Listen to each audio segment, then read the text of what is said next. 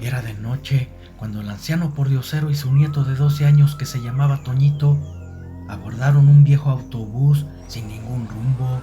Solo deseaban salir de ese pueblo donde ya no había más nada que hacer. Eran muchas las cosas que habían vivido en esa comunidad y por ello no dejaron de sentir nostalgia al irse de allí, pero sentían era necesario. Toñito iba cansado, habían sido emociones muy fuertes y se quedó dormido sin ningún temor. Ahora se sentía protegido por su abuelo Nicolás, el nombre de pila del anciano, quien veía con mucha ternura a su nieto dormido, viendo en él un gran parecido con su hijo, y pensando en eso también se quedó dormido. Casi amanecía, los rayos del sol traspasaban los vidrios de las ventanillas del autobús, pegando en su cara y eso los despertó. Entonces, a lo lejos miraron un pueblito en el que se apreciaban pocas casas. El polvo que levantaba el camión al ir por un camino de terracería no permitían ver qué tan grande era dicho pueblo. Al cabo de 20 minutos llegaron, parecía ser un lugar muy tranquilo y lo primero que hicieron fue buscar un lugar para desayunar. Entonces, caminando entre una calle vieron una fonda de nombre Doña Chonita y se metieron a saciar su hambre. Se les arrimó una jovencita muy amable de nombre Rosario, preguntándoles qué iban a pedir. Parecía ser la mesera. Después que ordenaron algo, se fue dejándoles una sonrisa. Al parecer en ese pueblo la gente era muy amable. Ya que terminaron su desayuno, pidieron la cuenta y le preguntaron a la muchacha si no sabían en dónde rentaban un cuarto para vivir.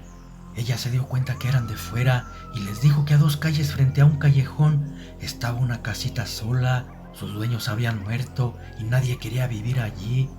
Si querían ella los podía llevar. Aceptaron. Entonces le pidió permiso a su mamá Chonita para acompañarlos y se fueron. No eran muchas las pertenencias que traían. Además, la casita tenía algunas cosas que les podían servir, incluso una vieja litera donde podrían dormir. La joven se despidió y ellos le dijeron que en la tarde irían a comer, agradeciéndole el favor. Luego se pusieron a trabajar y cuando terminaron de ordenar todo, por el trabajo les salió hambre y se fueron a la fonda. Comieron y estuvieron un rato platicando con Rosario y al pagar el anciano, nunca se fijó que 2 tipos habían visto el fajo de billetes que sacó de su paliacate. Aquellos hombres se miraron entre sí, dibujando una maliciosa sonrisa de complicidad. Luego los siguieron para mirar dónde se metían y así poder hacer su fechoría. Planearon robarles el dinero que el anciano convertido en hombre lobo les había quitado a los 2 tipos que les robaron su limosna en el otro pueblo. Un viejo y un chamaco serían presa fácil para ellos, pensaron entre sí. Esa noche ya de madrugada, cuando todo estaba muy silencio, el viejo Nicolás y Toñito dormían plácidamente su primer noche en ese pueblo, aparentemente tranquilo, cuando de repente los rufianes cayeron sobre ellos. Uno amagó a Toñito poniéndole un cuchillo en el cuello para que no se moviera. El otro golpeó al anciano exigiéndole el dinero o los mataban. Toñito en su desesperación trató de liberarse de aquel maleante, pero en el forcejeo el filoso cuchillo que tenía en su cuello le hizo una herida y cayó desangrándose. El hombre que tenía sujeto a Nicolás no supo ni cómo salió volando por una descomunal fuerza, rebotando entre los viejos muebles. El otro maleante, con el cuchillo aún destilando sangre de Toñito, no pudo distinguir bien por la oscuridad quién había salido volando de esa manera tan brutal.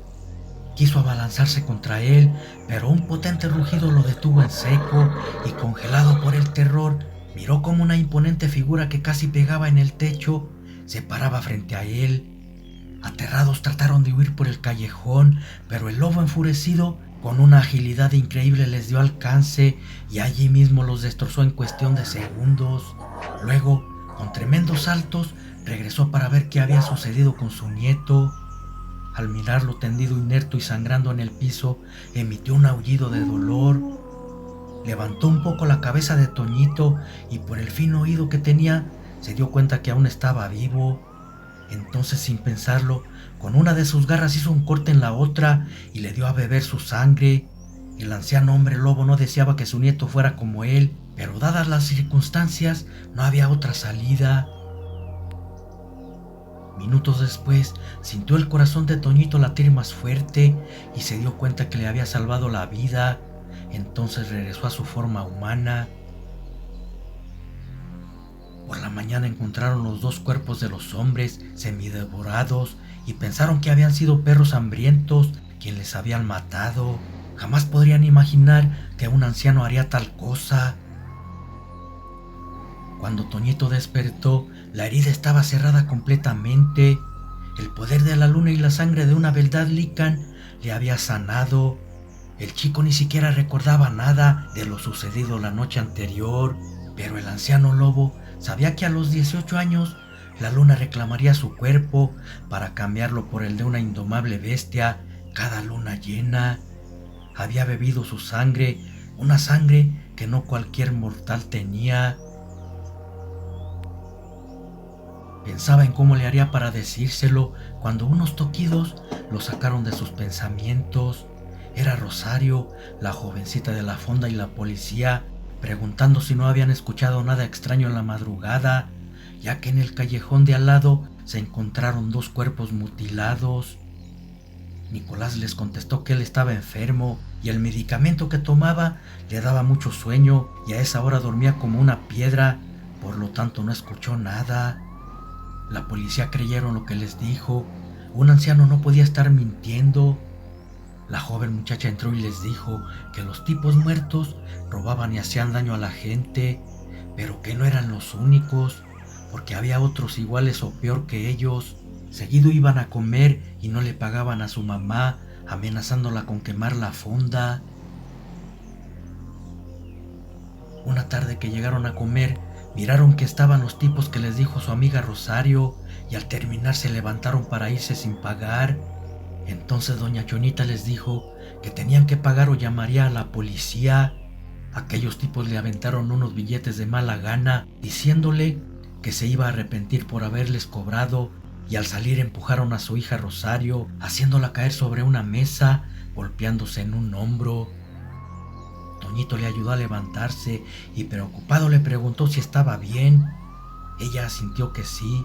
No hacía mucho que se conocían, pero ya había una buena amistad. Por eso doña Chonita les ofreció un cuarto que tenía desocupado para que se quedaran ahí, diciendo que donde vivían ya no era seguro por los asesinatos de la noche anterior. Ellos aceptaron con la condición de ayudarles en lo que pudieran para ganarse el sustento, y así empezaron a vivir con doña Chonita. Pero no era por eso. Su instinto de lobo le había dicho que ellas estaban en peligro. Así pasaron los días, todo parecía normal, pero una noche cuando todos dormían, el fino olfato del anciano lobo lo hizo despertar advirtiéndole peligro. Entonces vio mucho humo, dándose cuenta que la fonda se estaba incendiando. Todavía escuchó que alguien desde la calle gritaba: «Te dije que te ibas a arrepentir, maldita vieja». El anciano despertó a su nieto y le dijo que fuera a ayudar a la muchacha y a su mamá, que era donde estaba el fuego, pero ya era imposible llegar hasta ellas, al menos para Toñito. Incluso ni él podía salvarse debido a que se estaba quemando la parte de abajo y todos estaban arriba. Entonces, lleno de furia, el anciano empezó a transformarse en la fiera bestia que dominaba a placer.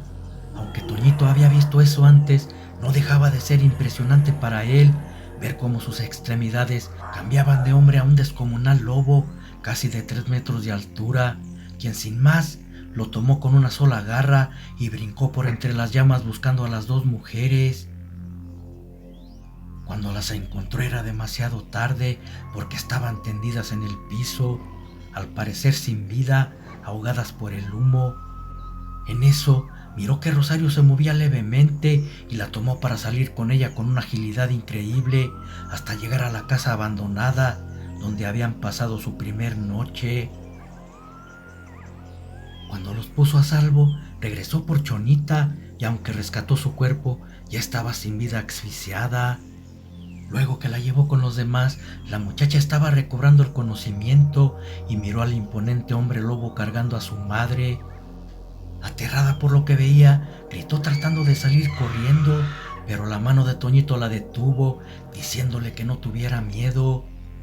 Luego vio cómo aquel enorme humanoide volvía a convertirse poco a poco en el anciano, pero aunque lo reconoció, seguía temblando de terror. No obstante, al ver a su madre muerta, se abrazó a ella llorando, olvidando su miedo. Ellos guardaron silencio, respetando su dolor. Sabían lo que se sentía perder a un ser querido de esa manera tan drástica. Ya que se tranquilizó un poco, le explicaron lo de su transformación y de cómo había perdido Toñito a sus padres. Después Nicolás le preguntó dónde vivían los hombres que habían amenazado a su madre, porque estaba seguro que ellos habían incendiado la casa. Ya que le dijo, empezó a convertirse ante sus ojos en el ser que minutos antes había visto.